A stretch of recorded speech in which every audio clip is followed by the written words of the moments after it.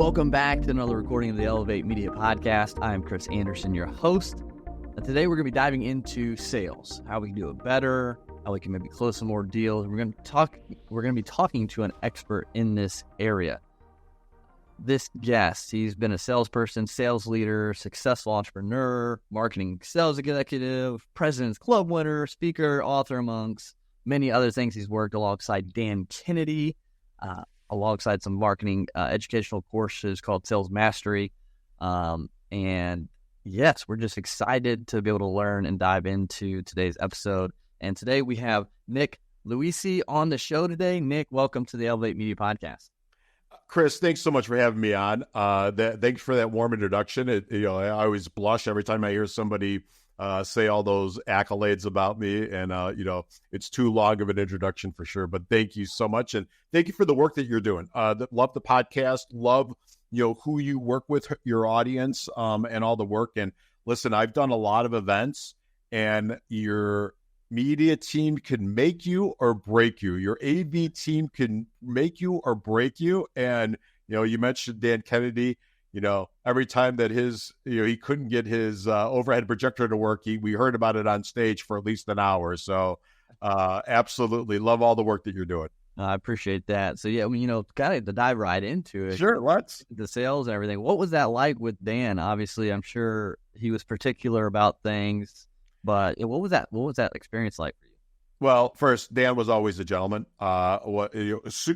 Just about the nicest guy in the world, and one of the smartest entrepreneurs and, let's say, teachers that I ever had an opportunity to work with, and was able to see the multidimensional chessboard and see all the different plays. And he had such a vast array of experience that he could bring little bits from everything that he saw and, put it into anybody's business.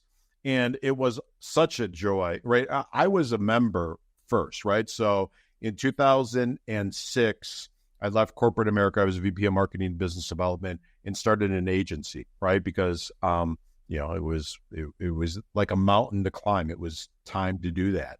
And I became a very big student. I was always a direct response advertising and marketing guy, but I became a very big student of Dan Kennedy, and at that time, Bill Glazer, right? So Bill's still with us, but he owned Glazer Kennedy Insider Circle, GKIC, and was very active. They had localized chapters. I don't know if you guys had any in Indiana. They may have, but we had 3 in Chicago, which is kind of where I'm talking to you at, where I launched my company. And those local chapters were great for me. They let me do speeches. I found business, and plus I just found really good entrepreneurs. And Bill Glazer always had a saying that I believe to this day, and I think you would agree, and I think your audience would agree, that being an entrepreneur is the loneliest place in the world, right? A lot of times your corporate friends don't understand it.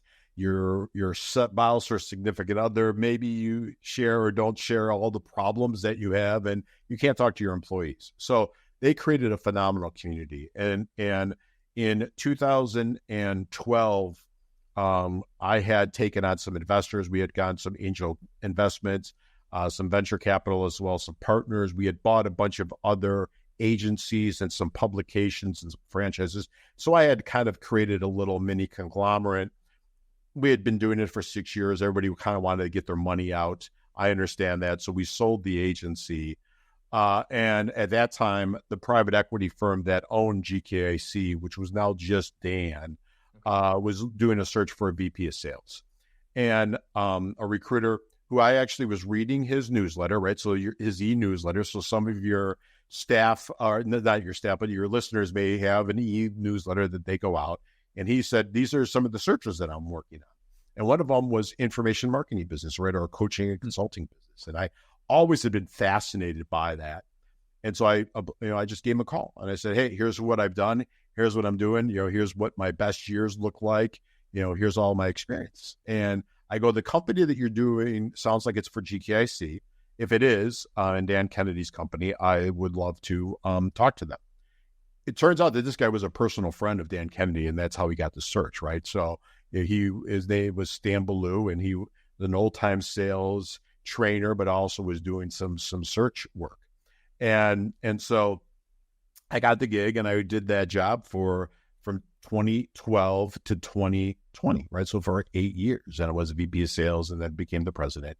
And, really, got to learn so much from him, and just got to really work with a great marketing team, great sales team. I still keep in touch with all the people there.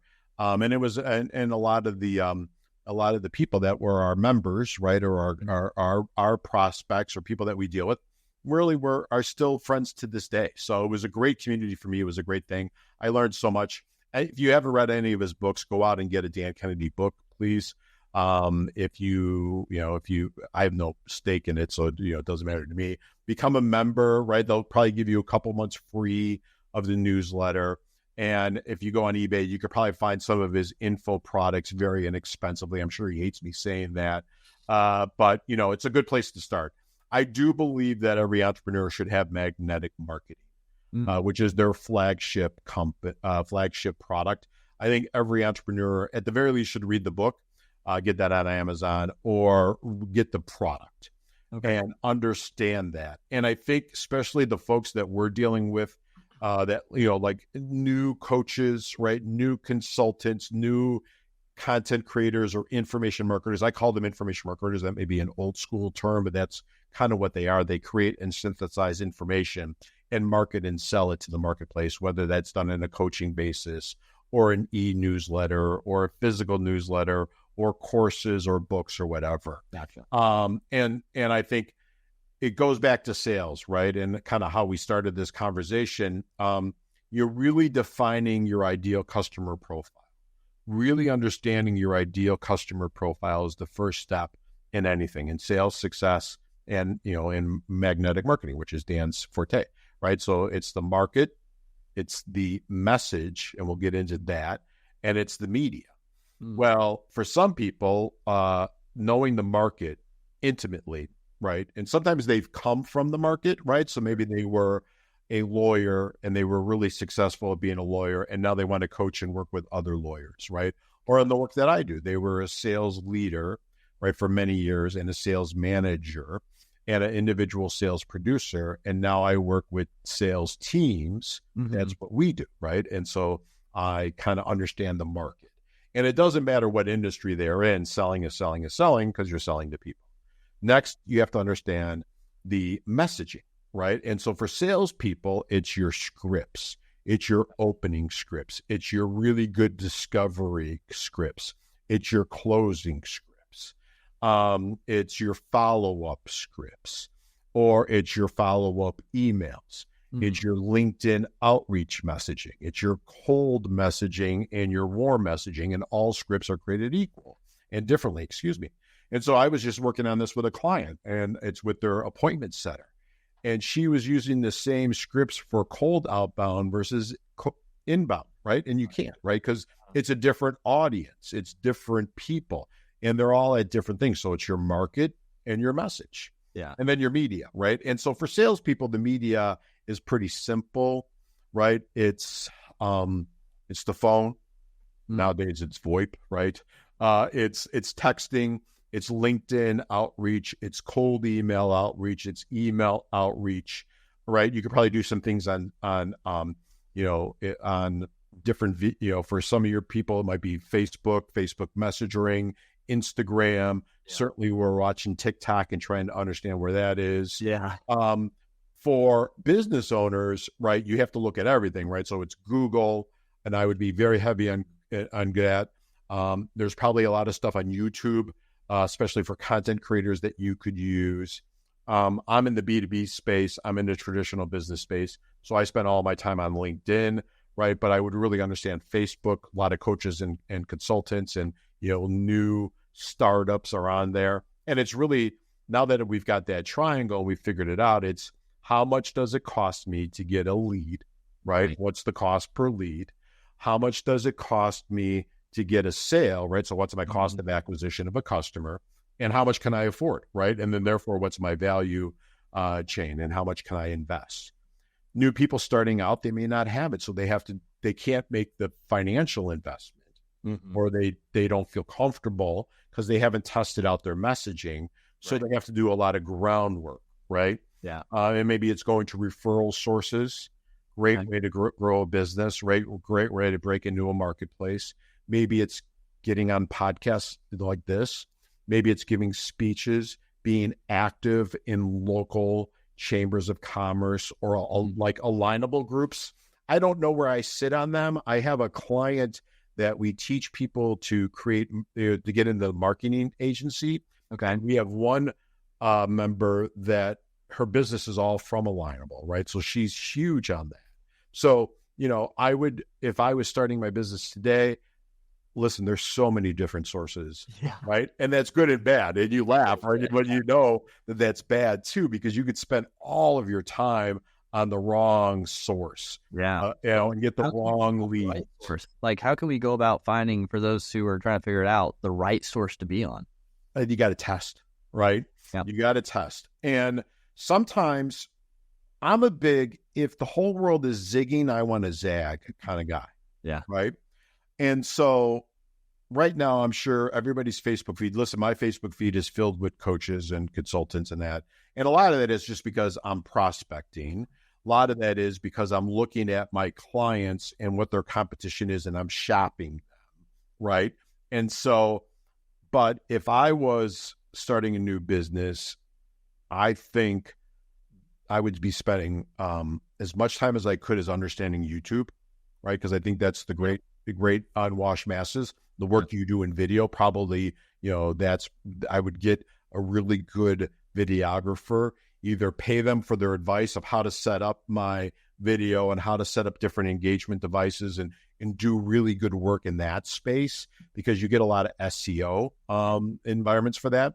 If you're selling B2B, you got to be on LinkedIn, right? And you got to just figure out how to break through the clutter, understand LinkedIn Navigator, understand LinkedIn messaging, right? And, what is your 3-step campaign? If we go back to magnetic marketing, how many different outreaches? What does the outreach look like? How does it, not look vanilla like everybody else's scripts or everybody else's, bumping this up to the top? Like, listen, I read your email. I just don't have time to answer it, right? So you got to test and you got to find the right audience. Figure out your ideal customer profile, right? Your right market, and figure out where they're at, right? And that's how that will tell you, right? In the old days, I'm not that old and you're not that old, but there was only a handful, and it just seems like it's exponentially growing where people are. Mm-hmm. If I was starting a business and I was a home improvement, home services, I would be on Nextdoor, right? And I would just be figuring that out because that's where people are. And I'd be on Facebook and just figuring that out. But you have to have video as part of it, I think. In today's day and age, we are a Netflix, right? We consume video, the reels, the short reels on TikTok, the short reels on YouTube, the short reels on video on LinkedIn is working as well as Facebook. So I think you got to be in that space. You do an event, like you have a professional team like yourself come in, and I would just be cutting up all that content. So the sunk cost of doing the event is really a marketing expense, right? So you're going to monetize it by doing the event, by having, by selling tickets. Then you have a back end offer from the stage or on stage offer. Then you have all this content. Now that content just becomes what you are dripping out, tagging, and just making it so relevant. So you're in front of people all the time. 100%. Yeah. And that's kind of where what we saw when we started, and we started with just video podcasts, and we've grown into full production and events. And so, it's and with AI, it's needed even more because people want realism. They want real. And so, but with that, it's definitely a crazy thing. So, you mentioned finding out that profile of who you're going after in marketing, where they're at. And you mentioned something with the messaging, to not be vanilla, to stand out in your marketing. And I know you mentioned magnetic marketing with Dan Kennedy, but what are some ways that individuals could spruce up their messaging right now? Because I'm guilty of, hey, just pushing this back up in your inbox. Yeah. And so, like, how can we spruce up our messaging to make it stand out a little better, come off right and not pushy, but still get people's attention? Well, so I think there's a couple ways to do that. One is there's the old analogy that people in my space always say, and it's, you're never just following up. Hey, Nick, I'm just following up. Well, yeah, come on. And so what the best way to do it, I think, is, hey, Nick, we just created this case study of XYZ 1, 2, 3, 4, 5, 6 for this customer. I thought you'd be very interested in it because when you and I first chatted, you had this, you were having some of the same issues, and this is how we solved it, right? Hey, Nick, I saw this video, I saw this article, I saw something, and I realized that you and I hadn't had a chance to kind of just connect in a while. And so I wanted to share this with you. I was thinking about you, and let me know if you want to get back on the calendar, right? That, I think you have to give something of value to the folks, or you have to be watching their world so you understand what is going on. So if you reach out in a timely manner. And so what I mean by that is, if they are working for a company, right, I would set alerts on Google, right? And so I have Google alerts going for client businesses all the time to see what's going on. Or if I'm in one industry, I have various alerts so I could see what's happening, so I could send it to them. I would have LinkedIn alerts to see if they've done a headcount reduction or increase at their organization, if anybody's changed at their organization, and maybe it's their boss, right? Or things of that nature.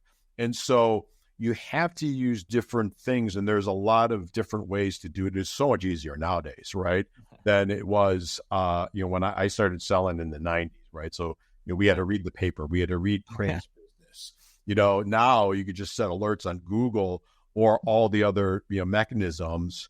And, now you're going to them with, hey, this is something I saw. Or, hey, listen, I saw you guys just did a massive headcount reduction. I'm sure it's crazy there.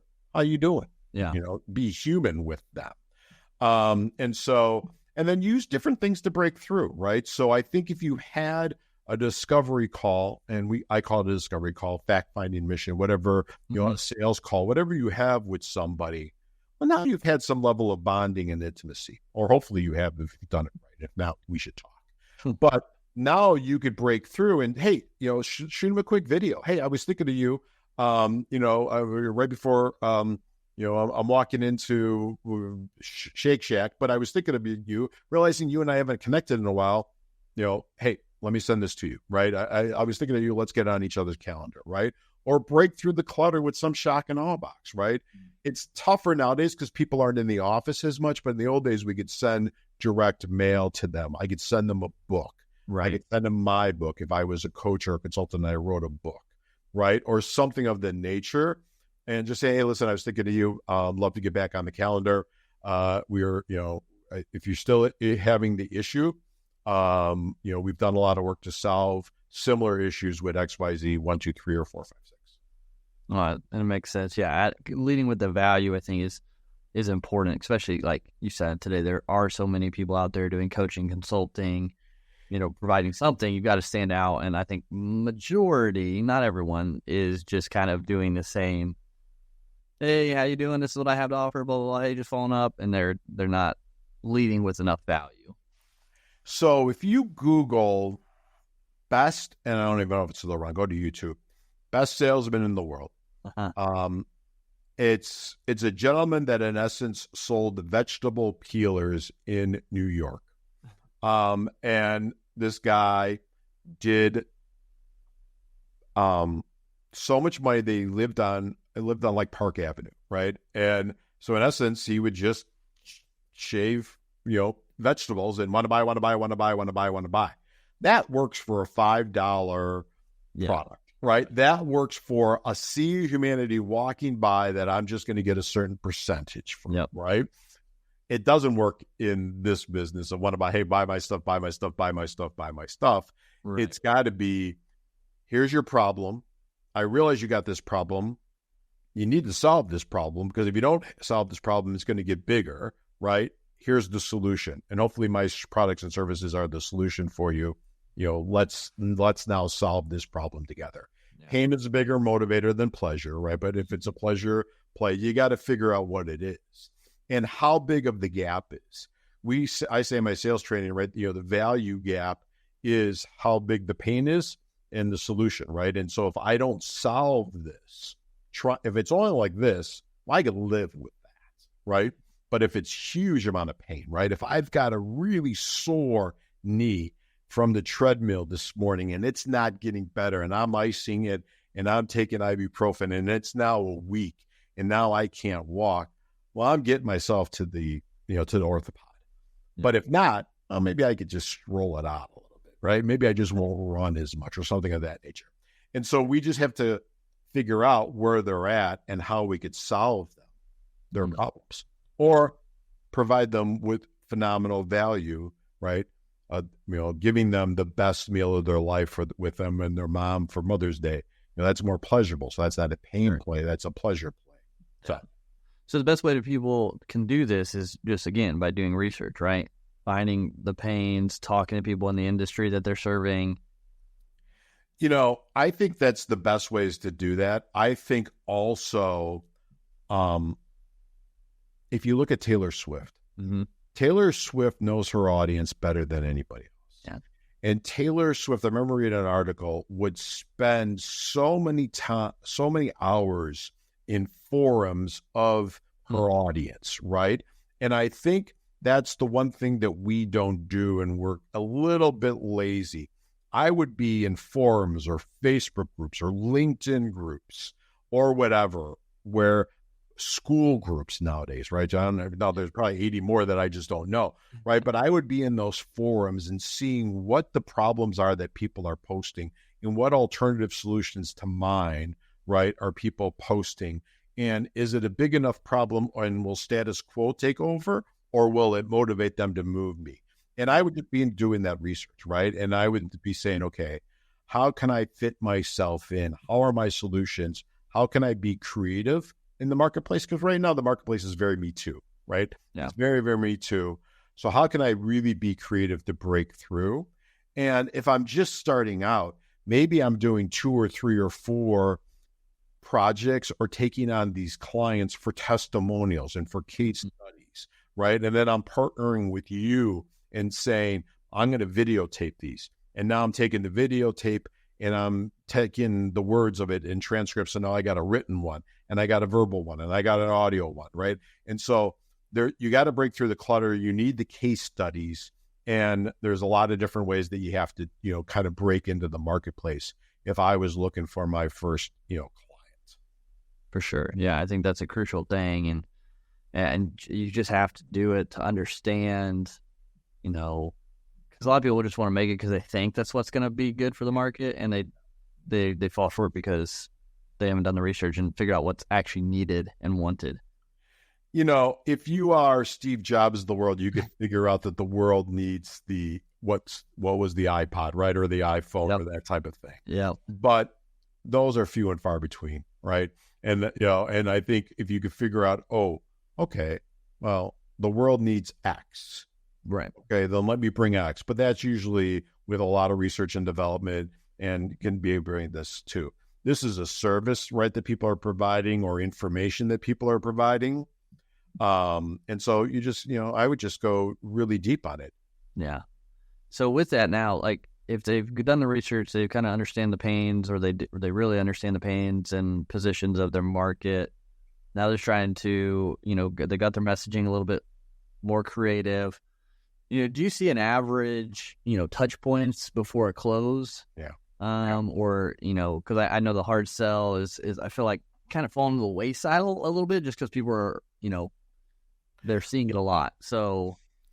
Well, it's not done well, right? Yeah, and there's a lot of, in the coaching consulting space, there's a lot of young guys and gals that, kind of took a course and they think they're a closer and they have no basis for using any of the tools and tactics. And they really are stumbling upon it, right? So they're giving the industry a bad names. There's some people out there that are teaching it, and then they're going to put people in jobs, right? So if you want a job, but first you got to buy my course, and I got to teach you, right? And they have no context. Yeah. And so a lot of that is just sloppy and really bad selling. And so there's that. Sales But to answer your question, Chris, which I think is the really smart question that you asked, is sales cycles are elongating, right? And, in right now, there's a lot of anxiousness in markets, Sure. right? Interest rates at where it's going on. We got a lot going on outside of our four walls, right, in different countries, but it's taking a lot of headspace. We have we're filming this in the month of May, but, we do have an election that's going to be ugly, and it's going to be noisy, and it's going to be dividing, and I'm not taking sides in any way, shape, or form, but it's going to be messy. Yeah. And so as you get closer to all that stuff, right, it's going to elongate that, right? Because scared money doesn't get spent, it gets saved, right? Yep. So people will wait. So if I'm selling B2B and I realize that I'm in September and October, people will say, well, we're going to wait till after the election, right? Sure. So now I'm like, oh, great. And now who knows when this is going to be solved, right? So you got to just think of the calendar. So I do think that touches are elongating. It's taking, 5 touches, 7 touches, 14 touches post-discovery sometimes. We are also seeing, if you're selling in the B2B environment, there are more people involved, right? And so that's problematic, right? Because now you have to sell to different behavioral types, right? You got the analytical buyer if you're selling in B2B environment. You got the financial person. You've got the champion. You've got the angel. You've got the person that's politically throwing stones at you unbeknownst to you when you leave the room. Yeah. In a one-on-one setting that maybe a lot of coaches and consultants are selling, you are selling to the spouse who may or may not be in the room. You're also selling to what I call the ghost of Christmas past, present, and future, right? So if we think about Charles Dickens, you don't know all of the decisions that they've made prior to you talking to your prospect, but they know all those decisions. And a lot of those decisions haven't gone well for them, right? And it may be that they just hired the wrong person, that they just followed the wrong person, but it also may be that they knew that they didn't do anything with the course that they bought, or the coaching program that they bought, or the fitness offer that they bought, or the club that they became a member in, right? Yeah. And how many audio products, visual products, video products, information products do we all have on our hard drives nowadays or in the cloud? But if I go back to the days of CDs and cassettes, that nobody never opened, right? And so we have to sell against all that, and that elongates the process. So we have to tell why we're different, why we're going to keep them accountable, why we are there to move them along. Yeah. And so how can we stand out in that process? I know our messaging is one thing, but are there anything that we can do that's more creative that will help us stand out when we're having these meetings with individuals? Because, especially coaching consultants, or even with us, we service B2B, like they're getting approached all the time with this, and they're in a lot of people's pipelines. And so how can we be different besides just knowing them, knowing their pains, any unique things to improve that? Well, 1,000 unique things to do that. First and foremost, I would be looking at potential referral sources to refer me in, or at the very least, if I'm in, could vouch for me, right? So who do we know together? And can that person give me an endorsement or do an introduction, right? Or if now I've done the sale, the discovery, and I'm coming in for the close or the conversion or whatever you want to call it, can that person endorse me? Can I show up in the inbox differently? So we talked about the possibility of video, right? Can I show up in their mailbox? Have do I know where they live and I could get something into their mailbox? What are the 6 degrees of separation, right? So if I don't know anybody, is there somebody that they like that I know that now I could get an kind of an angel or halo endorsement? And it's just, hey, Nick's a great guy. I know you're talking to him about XYZ. I've known him forever. He won't let you down, right? And so these are tactical things that somebody could do besides just the marketing avalanche of information in front of the person, realizing that I'm going to have to touch them multiple times, and I'm going to have to touch them all the way through the yes and post yes, right? Because buyer's remorse sets in, as soon as they say yes, right? So I now need to keep them going. Sure. For you, it's, you're in a more traditional B2B, right? For the corporate side. So it's who can endorse me, who uses me, what is their fear, what's their pain, and how do I make sure that I'm constantly ensuring that we're the right solution for them? Yeah. On average, for coaching offers that are doing large Facebook offerings, right, on average, we see some of the back offices, and I'll do a blended, so I'm not giving client, it's 13% conversion to 30 to 35% conversion, right? Gotcha. And a lot of it is really the skilledness of the salesperson, but it's also, is it the right market to message? Mm-hmm. And sometimes you shouldn't make offers to people. They're not going to do anything with it. It's not the right thing for you. You're going to be frustrated. I'm going to be frustrated. It's going to blow up the whole world. And so you just say, listen, I don't think we're the right place for you. I love you. You're a great person. I wish you all the best with the XYZ problem, but I just don't think that you're going to do anything about it. And I just don't have the time, energy, and bandwidth to deal with it. Stay on my list. I'm going to send you a lot of good information. I wish you all the best. If things change, we're here for you. Yeah. And I think for your audience, having that internal strength of saying, here's exactly who I serve. I'm going to be the best I possibly can. And I'm going to figure out every way that I could circle this group, whoever that group is. And I'm going to do as much as I possibly can from a content perspective, right? From a third-party endorsement perspective, from an educational perspective, from an 1, 2, 3 in marketing perspective. So that way, every way they turn, I'm in front of them. So when they're ready, right? Yeah. Really, we don't force anybody to do anything against their free will. When they're ready, I'm in front of them and I'm their go-to solution. But what happens is, and goes back to Dan and kind of how we started. One is we're boring. We do boring marketing. We do Me Too marketing, right? So you can never, it's from David Ogilvy, right? You can never bore your prospects into buying your product or service. So you got to be creative. You got to be fun, right? Next thing is people underestimate how much effort it takes to make a sale, right? And are in the I want it now generation, which certainly we all want it now, but it really takes a lot. It takes a lot from a marketing perspective. It takes a lot from a sales perspective, and it takes a lot from a sales skill perspective to move the person through. And most people completely underestimate that. Oh yeah. Yeah, for sure. It's a different ball game. And I think that's one thing. What you said there too is don't be boring. Oh no, you got to cutting. And and I think that's this question, that I've had come up recently is, with marketing. One thing, obviously, we want to show we're professional, that we do professional work, that that we're trusted. On the other hand, kind of with your point is we also want to be, fun and relative and engaging with our content as well, but we don't want to be looked at for posting that as not professional or good. So is there a balance to it? Sharing memes or the whole big thing with Travis Kelce and Taylor Swift when it came up. Do you fall into that as a business to share those kind of things and kind of make light of it and humor in a tasteful way? Nothing, derogatory or anything like that, but just having fun with it. Is that what you're meaning by, have fun and stand out? Or well, I think so. I think it's yes, and yes. Okay.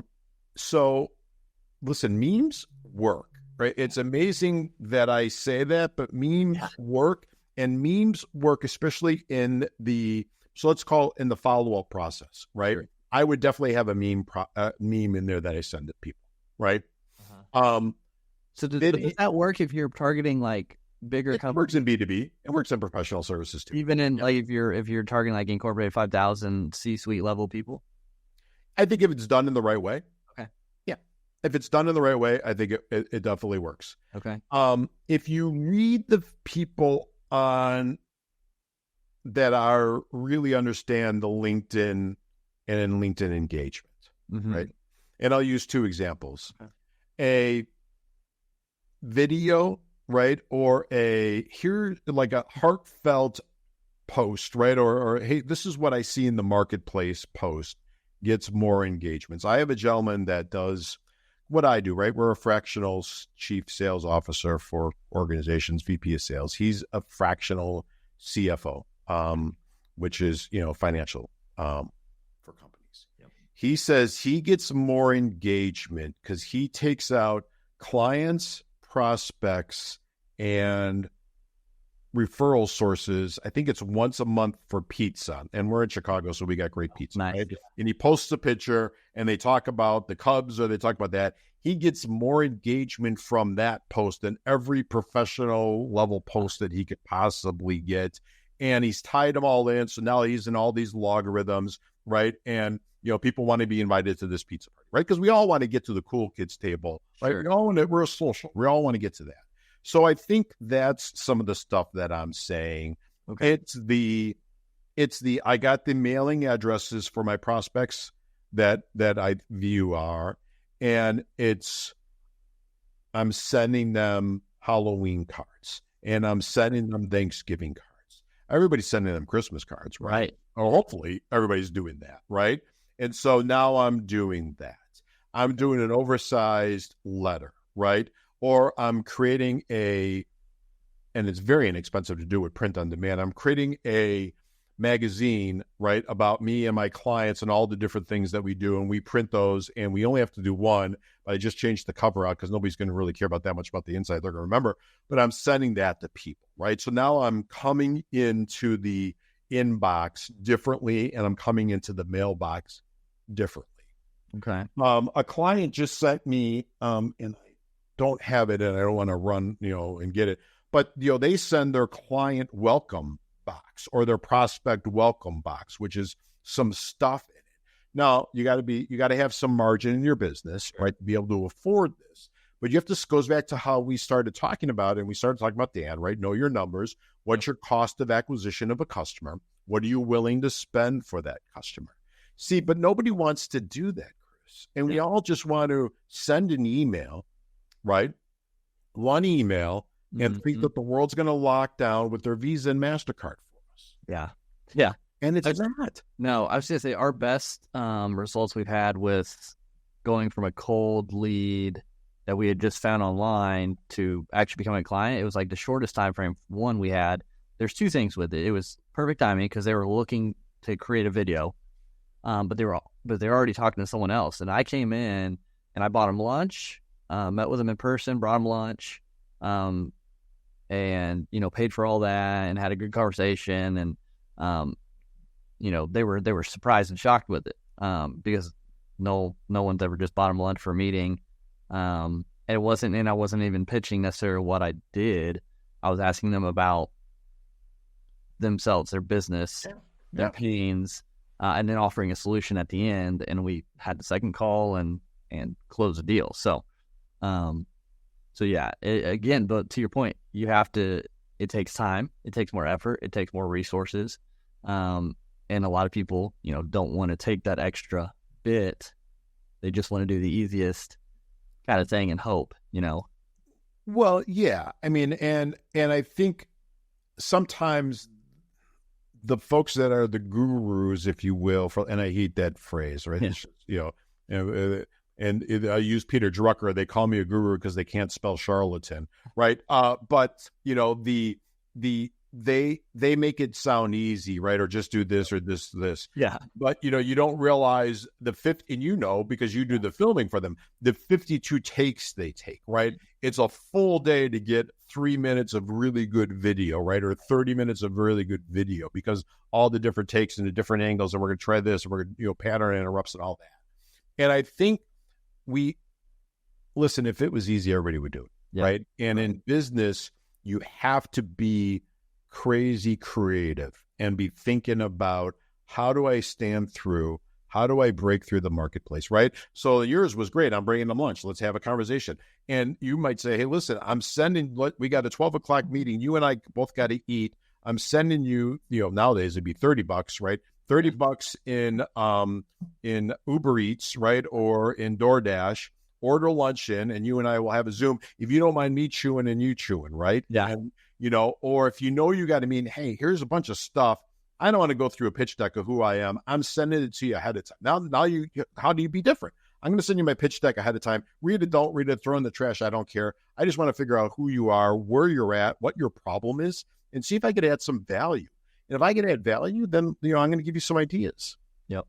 Yeah. And, I think if we have those real conversations with people and not be lazy and really, really, really push through and break through the clutter, it's not easy, but it's kind of what it is. And listen, I'm the first to say, the cobbler kids have the worst shoes, right? I got to do it for myself and my business, right? And I gotta, my printer was texting me over the weekend. I just wrote, I've written ebooks. They're Kindle books. They're on Amazon. I'm doing hard copies, right? So now I can mail them to people and say, let me get this to you. And I think people are back in their offices nowadays. And so it's easier to get stuff to them. Yeah. And nobody's shipping out any direct mail anymore, so that you're going to break through the clutter. Yeah. And nobody's sending food, right? Send them some cookies, the cupcakes or something to the office. Yeah. No one's doing that. And at least they're going to have a conversation with you. No one is sending Valentine's Day cards or, Halloween cards or July 4th cards or any of that stuff. And at least they'll take your call that's all you can ask, right? Yep. Just to break through the clutter and talk, and you're being creative. Yeah. No, and this has been great, and we could go on for hours and hours. Yeah, it's been fun. I know we're over our time. Hopefully, it's no value out of this. I shared a lot of great value for people to kind of really dig into and start to think about, to set themselves apart and improve, and myself included. So, I always try to good kind. Yeah. Hey, do you change the backdrop? So, tomorrow, if I did another podcast, would I have the bat signal behind you? And would it be Superman? And no, this is what I have. This is it's on the wall. That's a legit. It's on the wall. I know some people are like, "Is that a real? Is that virtual?" I'm like, "No, that's legit on the wall behind me." So yeah. I love it. Hey, I'm a big. Who isn't a comic book fan? Who isn't a DC or Marvel? I know there's two different worlds, but and it goes back to how we start, right? Dan Kennedy does a lot of training. If you get their hands on it, I would, about personality in marketing and personality in copy, right? And how he studies comic book heroes. And if you think about the hero of a story, right? There's the hero arc, right? There's the hero's journey. And you have to do that and create a mystique around you, right? For your people. You think about Gary Vaynerchuk, who's kind of, today's social media guru, right? We all know he's a Jets fan. We all know he started out in his parents' the wine business, right? The wine TV, and how he just built that up. And how he drops the F-bomb every other word, right? And that's his shtick, and he uses that to break through. And I think you got to figure out a way to kind of break through in who you are and what you do. Yeah, 100%. And this has been a great conversation, Nick. And I truly think it's going to help a lot of people once they listen to this and once they share this out to really dig into their sales, into their marketing, and make some improvements. So I appreciate you, being open to sharing your time and your knowledge with us. Is there a place people can go to connect with you and find out more about you? Yeah, of course. And we got a little free gift for your folks. So they could go to, it's called Sales Pack, PACK, at, .salesperformanceteam.com. And on that, they could get, we got a checklist, kind of how they could kind of evaluate their sales process. If they have a sales team, we've got our book on there. We've got a lot of good stuff for them. They could hit me up on LinkedIn. It's Nick Loise, Loise.